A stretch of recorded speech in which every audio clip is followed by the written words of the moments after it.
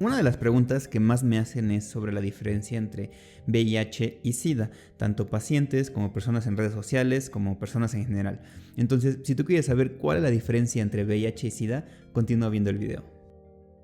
Hola, soy Osvaldo Sánchez, médico infectólogo, y como ya sabes, en este canal hablo sobre diferentes temas relacionados con la medicina, sobre todo infecciones y de las infecciones propiamente VIH. Así que si te interesa, puedes suscribirte al video y continuar viendo el contenido. En esta ocasión quiero platicarte sobre cuál es la diferencia entre VIH y SIDA, ya que a menudo se usan como términos indiferentes o términos similares, pero digamos que no son tan similares. Sí son términos muy relacionados, pero totalmente diferentes. Esto, como te decía, es una de las cosas que me preguntan más tanto pacientes como personas en redes sociales, y es importante saber cuál es la diferencia porque, nuevamente te digo, se usan de forma indistinta. Primero quiero decirte qué significa cada una de estas palabras. VIH, por una parte, significa virus de inmunodeficiencia humana, y esto propiamente solamente es el virus, es el nombre del virus que provoca la enfermedad, virus de inmunodeficiencia humana. Y por otra parte, SIDA son las siglas de síndrome de inmunodeficiencia adquirida, y al decir síndrome se refiere a un conjunto de signos y síntomas que va a tener una persona con inmunodeficiencia.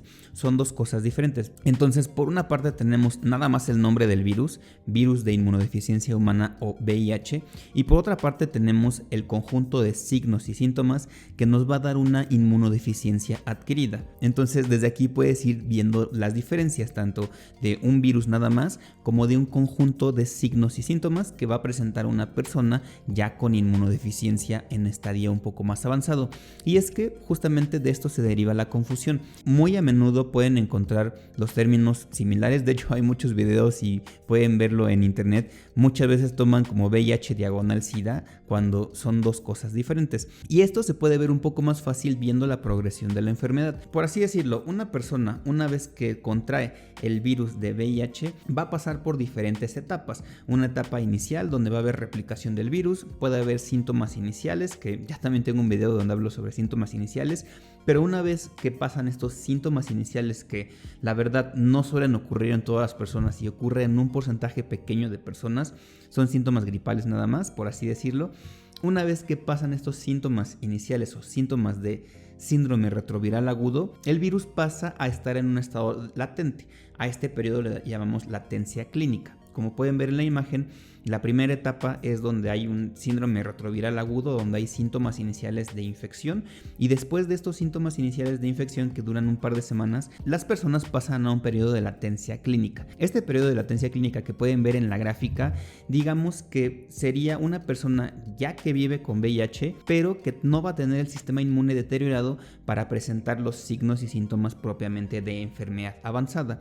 En este periodo de latencia clínica es donde las personas pueden vivir un número determinado de años antes de presentar los síntomas de enfermedad avanzada. En cada persona este periodo de latencia clínica va a ser variable. Hay personas que pueden tener una latencia clínica de unos 2 años, 3 años, 5 años, 7, 10 años, etc. Depende de muchos factores en la progresión de la enfermedad. En esta etapa de latencia no van a existir signos ni síntomas de enfermedad avanzada o, entre paréntesis, SIDA, pero el virus ya va a estar en el cuerpo de la persona replicándose y afectando el sistema inmune. Nuevamente les comento, esto es muy variable de persona a persona, y hay personas que pueden progresar tan rápido como 1 o 2 años a una enfermedad avanzada, o que pueden tardar mucho más tiempo en progresar. Depende el sistema inmune de cada persona. En este punto ya debes entender más o menos cuál es la diferencia entre VIH y SIDA. Una persona que vive con VIH no va a tener signos ni síntomas, va a encontrarse, por así decirlo, asintomático. Por ahí podrían encontrar que pueden tener un poco de cansancio, malestar general, etcétera, pero en general no va a haber ningún signo ni síntoma, a pesar de que la persona ya va a vivir con VIH. En esta etapa es donde se puede hacer diagnóstico con todas las herramientas que contamos, y ahí sí los estudios van a ser estudios para diagnóstico de virus de inmunodeficiencia humana o estudios para diagnosticar VIH. En esta etapa es donde se puede diagnosticar una infección crónica. Si una persona no se diagnostica y no recibe tratamiento, obviamente el virus va a seguir la progresión normal de la enfermedad, que es seguir deteriorando el sistema inmune. ¿Hasta qué grado lo va a deteriorar? Pues lo va a deteriorar hasta que la persona comience a tener signos y síntomas de una enfermedad avanzada. Una vez que una persona comienza a tener problemas como pérdida de peso, sudoraciones nocturnas, fiebres, diarreas, muchos signos y síntomas, ahora sí podríamos estar hablando que la persona comienza a tener manifestaciones de un síndrome de inmunodeficiencia adquirida o entre siglas SIDA, que solamente se refiere a manifestaciones de una enfermedad avanzada donde el sistema inmune ya va a estar bastante deteriorado y ya van a comenzar las enfermedades oportunistas, las manifestaciones clásicas de SIDA y todo lo que ustedes puedan encontrar en internet. Propiamente en esta etapa, el diagnóstico de SIDA, como es un síndrome y un síndrome es un conjunto de signos y síntomas, el diagnóstico de SIDA es clínico. No hay, por así decirlo, un estudio que se mande a hacer y que se pueda diagnosticar SIDA. El diagnóstico de esto ya es clínico por la valoración del médico. Se reúnen los antecedentes, se reúnen los signos que tenga el paciente, los síntomas, los resultados de laboratorio y ya se puede concluir en que una persona tiene una enfermedad avanzada. Nuevamente me refiero a enfermedad avanzada o entre paréntesis síndrome de inmunodeficiencia adquirida, que en esta etapa se caracteriza ya por tener manifestaciones de una infección por VIH no tratada y que ha progresado hacia una etapa un poco avanzada. Digamos que la mayoría de enfermedades lleva este curso natural de la enfermedad. Hagamos la analogía con diabetes. La diabetes es alteración de la glucosa en la sangre y si una persona que vive con diabetes no se trata y no se controla, obviamente esta glucosa va a ir deteriorando órganos progresivamente hasta llegar a un estado avanzado donde las personas ya van a tener retinopatía diabética, no van a poder ver, van a tener ya problemas renales como nefropatía diabética, etc. Simplemente es haciendo una analogía en que una persona que vive con diabetes, si no se trata, va a progresar la enfermedad hasta una etapa muy avanzada. Más o menos eso sucede cuando una persona que vive con VIH no recibe tratamiento. Se deteriora el sistema inmune hasta un grado donde ya comienza a tener manifestaciones de enfermedad avanzada, y enfermedad avanzada se refiere a manifestaciones ya de SIDA. También ya tengo un video donde hablo sobre todas las manifestaciones de SIDA, que te lo dejo también en la parte de abajo, y también ya tengo bastantes videos hablando sobre diversos temas de VIH.